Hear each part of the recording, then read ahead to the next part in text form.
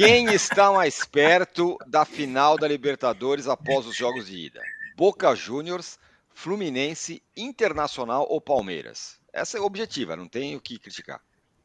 Ele precisa de um tempo para pensar. Então, esse é o segredo. Sobraram 4, né? Aí você coloca os 4 na pesquisa. Bom, de qualquer maneira, vamos pensar um pouco. Essa não é bem bolada, mas nem pega carrapato. Rapaz. Olha, Boca e Inter perderam a boa chance de largar na frente. Né? O Boca merecia até. Merecia. Porque o Palmeiras não jogou nada, o Boca jogou melhor.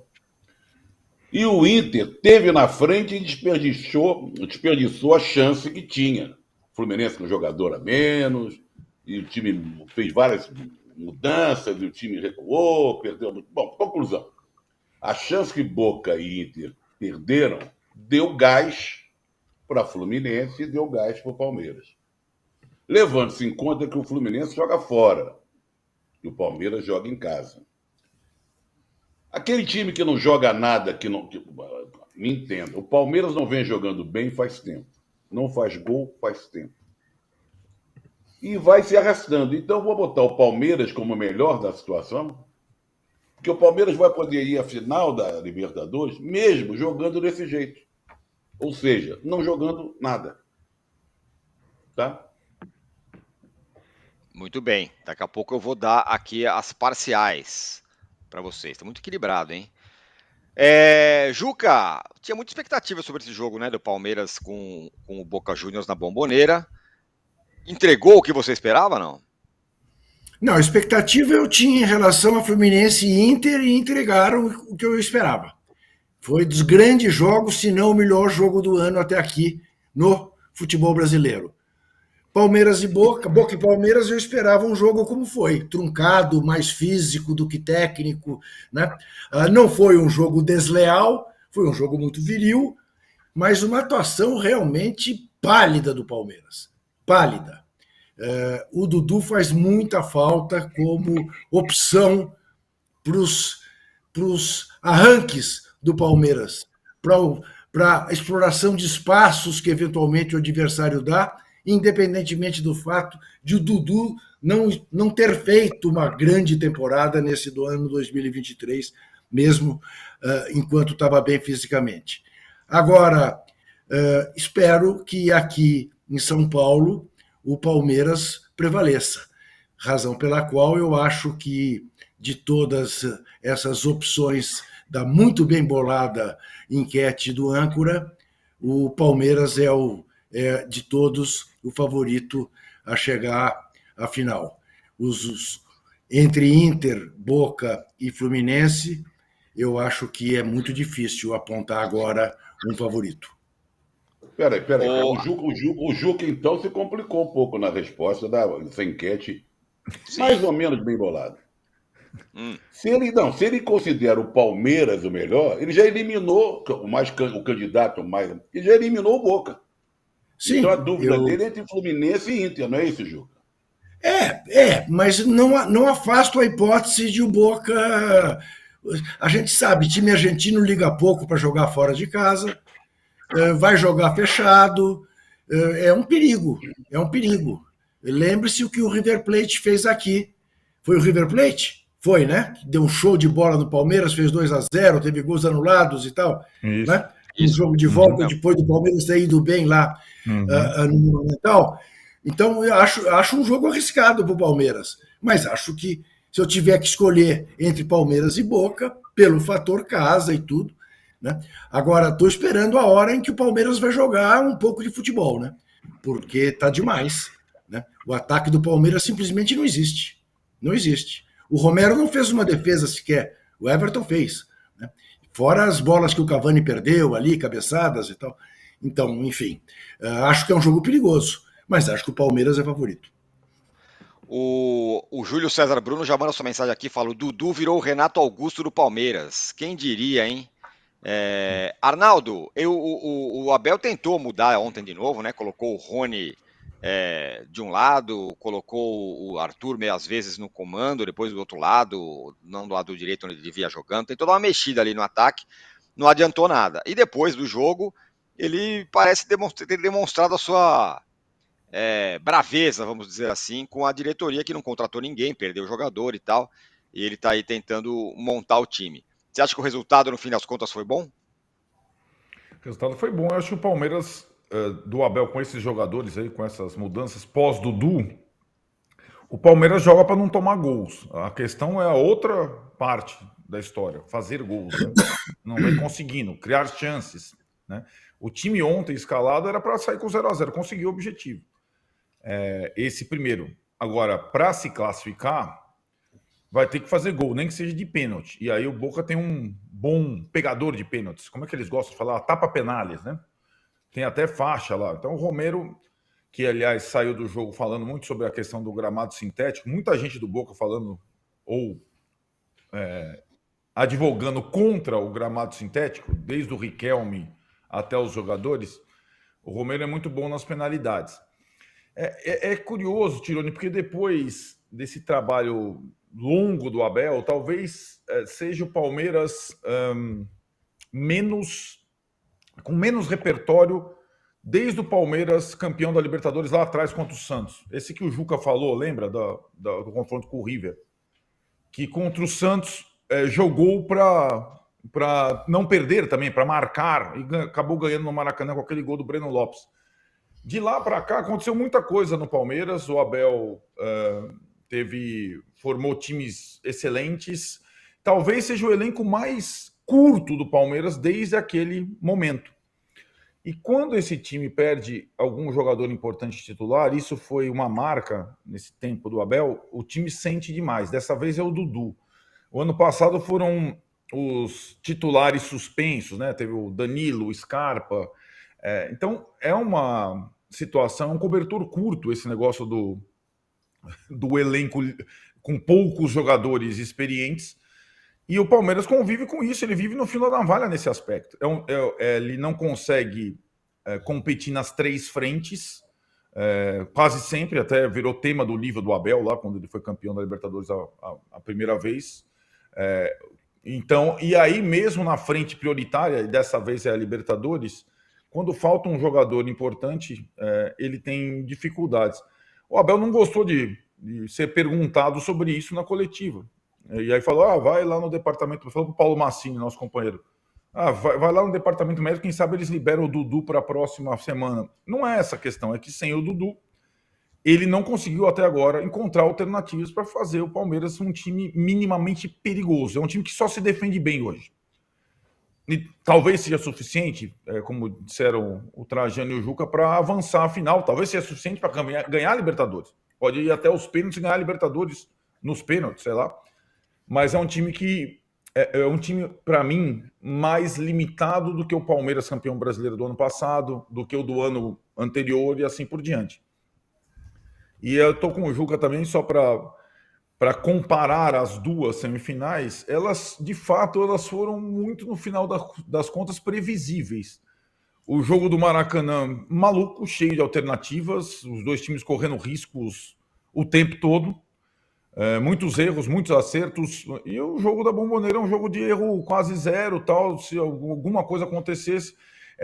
hoje a gente fica imaginando que não era tão difícil cravar os placares 0-0, 2-2. Tá tudo aberto, mas eu concordo. O Palmeiras, por perder muito pouco, por sofrer poucos gols, ele tem boas chances de passar. Mas, se for 0-0 de novo e for para os pênaltis, tem esse fantasma que eu citei no início. O goleiro do Boca é considerado um dos melhores pegadores de pênaltis da América do Sul, e o goleiro do Palmeiras não tem, digamos, a mesma fama, embora seja ótimo debaixo das traves. O Mauro, foram duas semifinais, como todo mundo disse aqui, muito diferentes, né? Um jogão lá, 2-2 no Maracanã, e esse 0-0 e meio mais pro Boca na Bombonera. Mas uma coisa parecida, né? Tanto o Abel quanto o Diniz, os caras estavam distribuindo pancada em todo mundo depois do jogo. É um comportamento que vem, no caso do Diniz, vem ganhando corpo ultimamente. Me parece uma maneira de você, de certa forma, intimidar os jornalistas, né, para que eles não façam perguntas minimamente desconfortáveis para os técnicos, né? Lá atrás o Muricy distribuía patada e muita gente achava engraçado, né? Porque era amigo do Muricy, gostava do Muricy, achava ele gente boa. Dava patada em Deus e o mundo. Mas ele é só estupidez mesmo dele, só grosseria, me parece. Agora, acho que tem uma certa estratégia. Você bate, no caso do Fernando Diniz, a pergunta feita pelo Caio, jornalista da Trivela, foi uma pergunta pertinente, obrigatória, eu diria, né? Porque o gol de empate do Internacional surge do cruzamento do René, livre do lado esquerdo, do ataque do Inter, sem marcação, e ali faltava um jogador, o Samuel Xavier, que foi expulso. Raciocínio lógico. Tivesse um lateral ali, o Guga, será que a história não seria diferente? Ele poderia só responder, que é a função dele. Fez uma pergunta, não, eu acho que o jogador frio e tudo, talvez não adiantasse nada, achei melhor esperar o intervalo. Mas ele comenta a resposta, desqualifica, ou tenta desqualificar a pergunta, melhor dizendo, do repórter, e aí o repórter retruca e ele fala, você quer debater? Ele começou o debate. Olha só como é que se tenta confundir a cabeça das pessoas. Ele começa o debate. Se ele só responde, não tem réplica, não tem nada. Responde, acabou, ponto. Não, eu acho isso. Na sua pergunta, ele tentou dizer que a pergunta era ruim. Não é ruim, não. Aliás, o que o senhor Fernando Diniz entende de jornalismo para dizer qual a pergunta é pertinente ou não? Ele pode entender de psicologia, de linha de 4, de 3-5-2, de método de treinamento, mas ele não entende da profissão. E o rapaz fez a pergunta correta. Tá? Pergunta correta. Se o chefe dele vai lá e dá uma bronca nele, o chefe dele esse sim é um desqualificado, porque a pergunta foi boa e necessária, porque certamente os torcedores do Fluminense se perguntaram em algum momento, putz, esse gol aí do Inter, né? Pô, estava sendo um Samuel Xavier do lado direito, o cara cruzou sozinho ali, o René, que aliás foi um personagem curioso, né? O René só fez bobagem defensivamente e no ataque participou dos 2 gols, uma assistência, e ele começa a jogada do outro gol, do Alan Patrick. Então, acho que é isso, é mais ou menos nessa linha. E outro ponto também que eu acho que é importante ressaltar é como há tolerância na mídia, em boa parte da mídia, com jogo ruim. Ontem, basicamente, de ontem para hoje, até o nosso título é isso, puxa para um viés positivo, para o Palmeiras não perdeu, foi bom.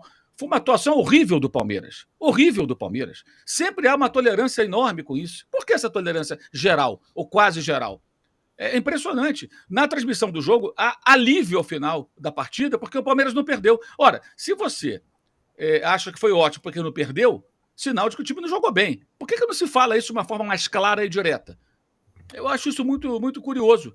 Sabe, cada vez mais nós temos um viés assim de torcida para time brasileiro, especialmente. É no streaming, é na televisão, é na internet, em tudo quanto é lugar. É um negócio muito estranho, não consigo entender, até porque a maioria está torcendo contra.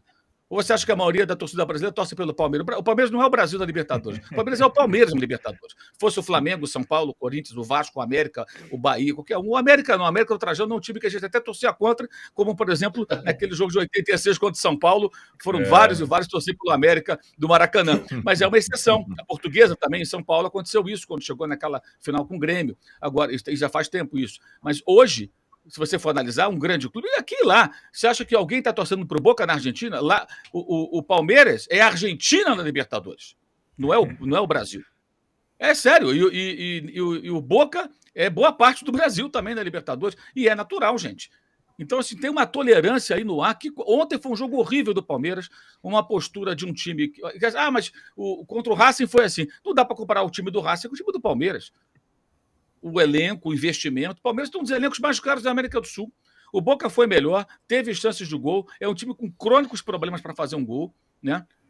Mas o Palmeiras praticamente não ameaçou e não foi capaz de impedir que o adversário tivesse chances. O Cavani teve chance de cabeça, o Fabra teve chance cara a cara, o Everton fez grande defesa, quase ele tomou um frango no chute do Barco, que é um ótimo jogador. Houve situações de perigo real ali para o Palmeiras. E no final é mais alívio. Que bom que não perdeu, que legal, oba. Não, peraí. Atuação ruim do Palmeiras, tem que ser dito isso. A atuação foi muito fraca de um time que, por sinal, até eu escrevi isso no meu blog, se você pegar um recorte dos 30 últimos dias, que dá um mês, né? Um mês, 30 dias exatamente, foram 5 jogos do Palmeiras. Quantos gols? Um gol.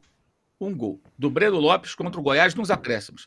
Empate sem gols com o Deportivo Pereira, com o Corinthians e com o Boca. E uma derrota para o Grêmio por 1-0. Saldo do Palmeiras no período, 0. O Palmeiras não faz gol. O que está acontecendo? que é com o Arthur? Por que o Rony não funciona? E o Flaco Lopes, que custou um dinheirão? E o Breno Lopes, que foi o único que fez o gol, também não entra nos jogos? Por quê? E o Endrick, o jogador de sei lá quantos milhões de euros que ele pode chegar a valer, entra quando o jogo está acabando? Tem muitos pontos a serem discutidos com relação ao Palmeiras. Pode se classificar, é óbvio. Eu via favoritismo quando foi feito lá o cruzamento, lá atrás, antes desse período. Hoje, sinceramente, eu não vejo mais, não. Eu acho que está muito pau a pau. Eu acho que até o favorito maior aí é o Internacional. Porque o Fluminense não vai bem fora de casa, né? O Fluminense vai bem em casa, e o Inter se transforma na Libertadores. E fez um ótimo jogo no Maracanã. Mesmo quando tomou 1-0, na falha grave do René, a primeira bola que ele perdeu para o Arias, de várias que ele perdeu para o Arias, pelo menos 3 ou 4, né? E uma saiu o gol, a outra saiu o escanteio depois o gol de empate do Fluminense. O Inter já estava jogando bem, né? E o jogo muito, como diz o Arnaldo, muito faceiro também, muito legal, mas acho que os times, especialmente o Diniz, ele teve pouca preocupação. O Alan Patrick jogou à vontade. Todo mundo apaixonado pelo Alan Patrick agora, né? Mas jogou muito à vontade. O Fluminense não marcou. Principal jogador do meio-campo do Internacional. E ele cria mesmo, ele distribui o jogo, consegue colocar os companheiros em boas condições de marcar, de finalizar. Mas foi um jogo legal, um jogo de coragem. O jogo de ontem houve coragem de um lado. O Boca, de fato, foi corajoso. O Boca atacou, agrediu. No final do jogo, o Almiron, o técnico, colocou o Hanson, colocou o Ceballos, 2 pontas, abriu mão de um volante, mandou o time para cima, tentou de todas as maneiras ganhar a partida. O Palmeiras não, só se defendeu. Um bom resultado. Tudo bem, um bom resultado nas circunstâncias, mas além do bom resultado, acho que é fundamental dizer, o Palmeiras jogou muito mal, e o Palmeiras tem jogado muito mal. E eu imagino que o torcedor palmeirense espera que o time, na semana que vem, jogue bola para ganhar o jogo. Né? E o 0-0 também é uma especialidade da casa. Nas 2 últimas fases, contra Atlético Mineiro e Deportivo Pereira, o Palmeiras ganhou fora, 1-0 e 4-0, respectivamente, e empatou os 2 jogos em casa, 0-0. Então, grandes chances até de ter pênaltis, que não é surpresa nenhuma. Já falávamos sobre isso até antes desse confronto, porque é a cara das equipes. E o Boca vem empatando em 0-0 em mata-mata Libertadores há, sei lá, 10 jogos, né? Foi Desde um 2020. monte de 0-0. Desde 2020, Desde o Boca 2020. só empata em Mineiro, 0-0. Isso. E daí para frente. Racing agora nessa edição e por aí vai. O Nacional. O Tirone, dos últimos 9 jogos envolvendo Palmeiras e Boca na Libertadores, se enfrentando, um dos 2 em campo, 9 jogos, 7 foram empates. 6 não tiveram gols. Isso mesmo. É um negócio assim, assustador. Então, é incrível isso. Como se empata, como sai 0-0 e a dificuldade dos 2 de fazer gol. Dos 2. O Palmeiras fez 2 gols dos 6 últimos jogos. O outro gol do Palmeiras, vou voltar um pouquinho, foi contra o Vasco. Um belo gol de falta do Rafael Veiga. É verdade. É o seguinte, vocês estão vendo aí aparecer na nossa tela escudinhos e QR Codes, que são os QR Codes dos canais, dos clubes aqui no UOL, no WhatsApp. Então você bota seu celular aí. Não. Vai aparecer já. Daqui a pouco vocês começarem a falar... Igual ataque do Palmeiras, não aparece nada, não faz gol. Vai aparecer. São os canais do WhatsApp aqui dos clubes, do Palmeiras, do Corinthians, do Flamengo, do São Paulo. Você acompanha aí a gente comentando nos canais. Tem o canal do Posse de Bola também. Agora sim. Olha lá, é isso aí. Então vocês vão lá e baixem aí os caras. Esse aí é o do Posse de Bola, que tá aparecendo no QR Code. A gente tá lá o dia inteiro debatendo um monte de coisa além do nosso programa aqui.